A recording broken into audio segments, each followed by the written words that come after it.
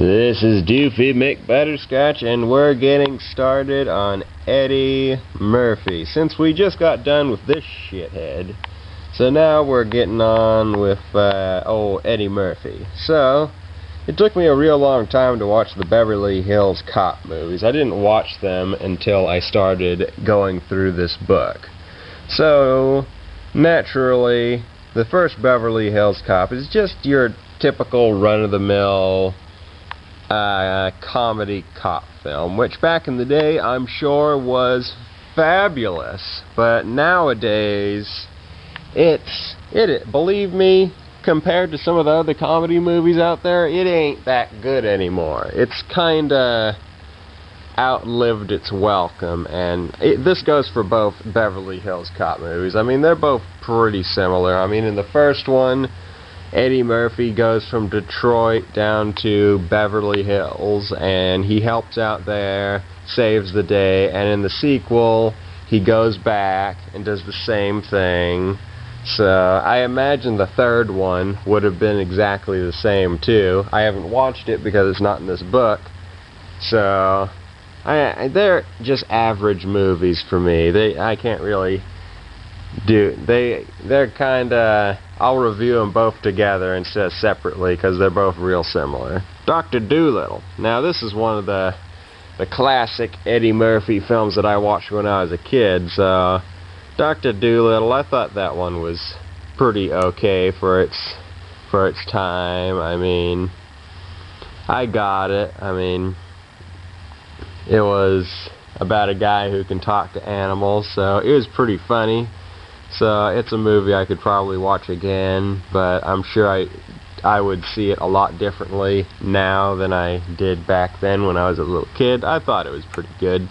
Coming to America, I thought that was decent too. I didn't watch it when I was a kid. I watched it when I got this book. It was an okay movie. It's just the typical Eddie Murphy comedy, and we did this already with James Earl Jones. Damn it. Reviewing the same movie twice. This has happened quite a few times. The Nutty Professor. I thought this one was pretty darn good too. I watched this one as a kid, of course, and I liked the concept of it. I mean, you got Eddie Murphy in a fat suit, and you got a whole bunch. His whole family is played by himself, and this one thing that says et al., that means he plays a shit ton of characters, way more that can possibly be fit into this one little box. That's what et al. Means, just in case you want to ask about that. It's only included on Eddie Murphy, so it's his special little thing. So, Nutty Professor, I liked it. He goes from a fat guy to a skinny guy, and the skinny guy is evil and the fat guy is good. It's pretty darn good, and so is Nutty Professor 2, The Klumps. It's a sequel. Pretty darn good. I'd definitely watch both of these again. Dr. Dolittle, it's more of the other one, except he's established himself as a guy who can talk to animals, so it involves his family a little bit more. But all four of these films I like a lot because they're just well put together, and it's Eddie Murphy in his prime. Some people might say he was in his prime in the 80s and SNL, but that was before my time. For me, his prime was Dr. Dolittle and Nutty Professor and the first Shrek movie. So, or first and second Shrek movie. Haven't seen the third one, so I don't know what that's like. And it's not in the book. Can't believe Shrek isn't in the book. Ridiculous. Anyway, continuing on, another 48 Hours. The original 48 Hours didn't make the list. So, another 48 Hours is a buddy cop film, and Nick Nolte is the partner. So if you don't know who Nick Nolte is, he's a very serious looking white guy who gets angry, so pairing him up with Eddie Murphy can be a hilarious combination. It was pretty good, but it's kind of outdated nowadays with comedy. The Golden Child, this one kind of came off as a little dumbish to me, because The Golden Child is actually not played by Eddie Murphy. It's played by some little kid. Eddie Murphy is the protector of this character, and it's an ancient thing. It's kind of like a ridiculous plot, and they throw in Eddie Murphy for good measure. So I mean, without Eddie Murphy, the film would have bombed, definitely. Boomerang. Well, there's no boomerangs in here, but it does have a young Halle Berry in it, and it's a little different from the other films on this list. Eddie Murphy isn't playing the same character he does in a lot of other movies. He's kind of he's the executive of a company. He's already rich, and he's trying to figure out what ad should go on and that sort of thing. And this was kind of a more romantic than it was a comedy, so I didn't really dig it that much. It was okay.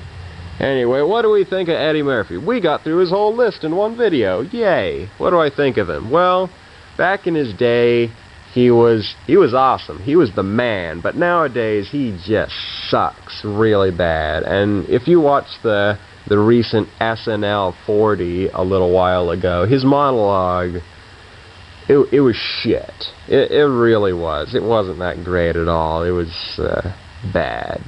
Not horrible, but just not very good. And you know, the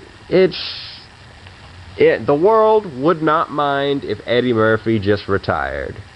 Retired way before that Kindergarten movie. There was basically, and Norbit. He's made so many horrible movies. I mean, it's same thing with Adam Sandler when we get to him. I mean, he should just retire and quit and just disappear for a while, because he just needs to get his shit together before he makes any more movies. Eddie Murphy. Bill Murray, another Saturday Night Live person. Ghostbusters. Well, conveniently, this is the weird thing that I did. I actually watched Ghostbusters 2 before I watched Ghostbusters 1. So that was kind of weird. But when I was a little kid, I always used to think there was only one Ghostbusters movie. Ghostbusters 2 was the only Ghostbusters movie. I didn't ever know that there was a movie before it. So I never even watched the movie until I got this book. So I took a while to get around the horse there. But I obviously show favoritism to the first or the second Ghostbusters movie, which is the first Ghostbusters movie that I watched, so I'll always view it as number one. But Ghostbusters is a decently designed movie. I mean, it's got, let's see, yeah, it's the first one, which introduces all the characters, introduces the concept of catching ghosts, and of course it's a really good movie.